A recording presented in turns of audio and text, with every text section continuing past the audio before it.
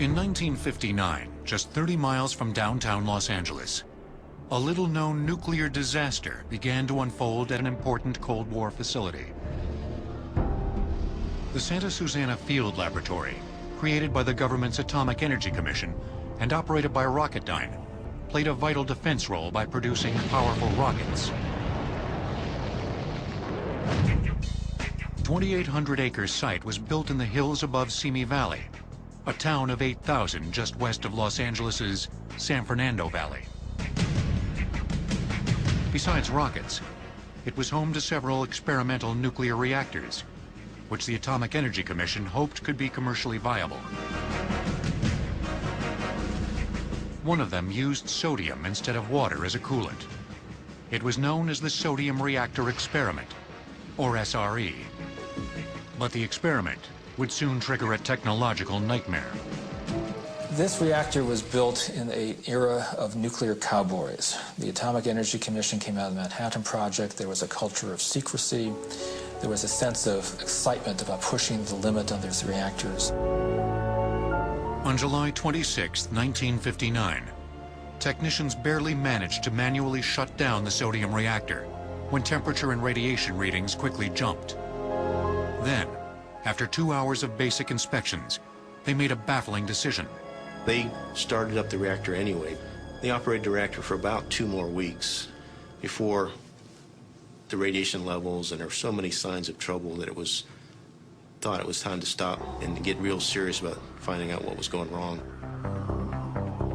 When they dropped a camera into the reactor core, they discovered that 13 of 43 radioactive fuel rods were damaged and partially melted. And because this was an experimental reactor, a thick concrete containment structure, such a familiar and vital part of more modern reactors, wasn't required. It's just built in an ordinary industrial building. And in fact, it was designed so that radioactive gases would be intentionally vented from the reactor to holding tanks and then out into the environment. Exactly how much radiation went into the atmosphere is still a matter of debate, because the monitoring equipment at the facility could only measure very minor levels of radiation. This was a much smaller reactor than the one at the site of the famous 3 Mile Island accident in Harrisburg, Pennsylvania in 1979. But because it didn't have a containment dome, the sodium reactor might have created a much bigger problem. The SRE was about 1/100th the size of 3 Mile Island, and the containment structure at 3 Mile Island, according to the official government reports, stayed intact, and that only a small fraction of the radioactive inventory were officially estimated to get out of the 3 Mile Island reactor. And so several researchers have estimated that the radiation release from the SRE could be as high as 240 times the radiation release from 3 Mile Island. 5 weeks after the accident, the Atomic Energy Commission issued a press release claiming that just a single fuel rod had been slightly damaged and no radiation had been released. The body of the release said there is no evidence of unsafe operating conditions.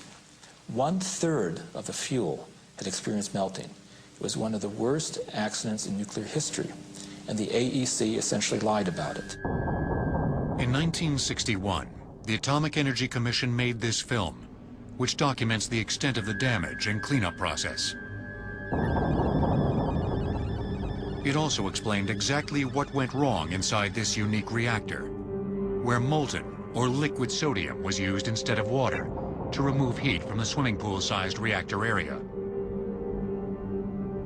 Sodium reactors were being developed because there was a concern there wasn't enough uranium to fuel all of the nuclear reactors being built at the time. Sodium reactors never deplete their original fuel supply. Water reactors are less efficient, since they consume uranium and eventually need to be resupplied. But the benefits of liquid sodium came with a price. Sodium burns in the presence of air, explodes in the presence of water. So the reactors had tremendous danger associated with them. Because water couldn't be near the reactor, a chemical known as tetralin was used to cool the bearings in the pumps that circulated the sodium as it carried heat away from the fuel rods. Everything worked well until tetralin started leaking through cracks in the pump seals, and into the reactor.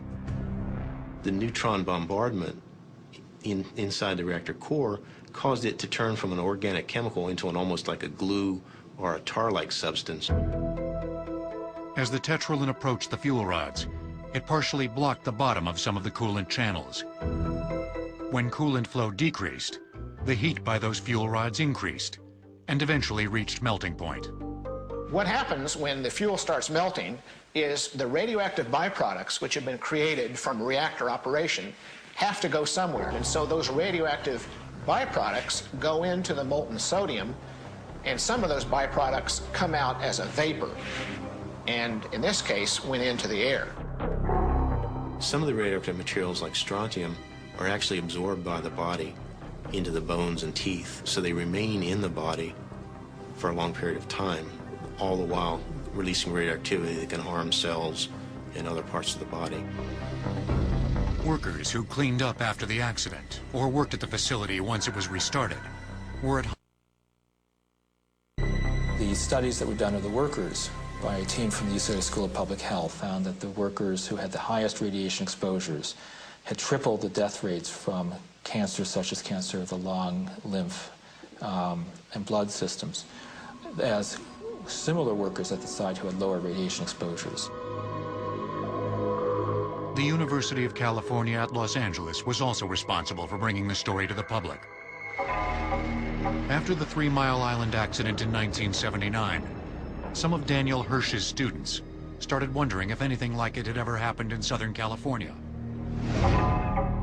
In UCLA's engineering library, they found documents and photographs of the melted fuel rods from the sodium reactor accident at the site run by Rocketdyne's Atomics International division.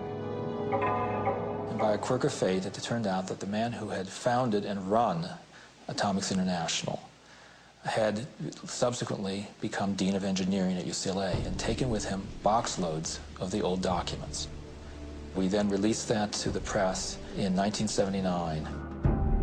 So the AEC kept it secret, and it stayed secret for 20 years. The Atomic Energy Commission also managed to conceal accidents at 2 other reactors at the Santa Susana facility in the 1960s. Today, the reactor buildings have been torn down and taken away, but years of cleanup work remain. Health effects on the surrounding communities have been difficult to study because of their large populations and the fact that many people have moved out of or into the area over the years. And Southern California's population continues to swell. People are living closer than ever to the site, which is now owned by Boeing. And because certain types of radiation released in the accident can remain at dangerously high levels for centuries, the decisions made at Santa Susana in the 1950s and 60s will continue to affect residents for generations to come. Of the 3 most prevalent radioactive elements identified at the Santa Susana site, cesium-137 has the longest half-life at 30 years. Dangerous amounts of it will remain there for about 300 years.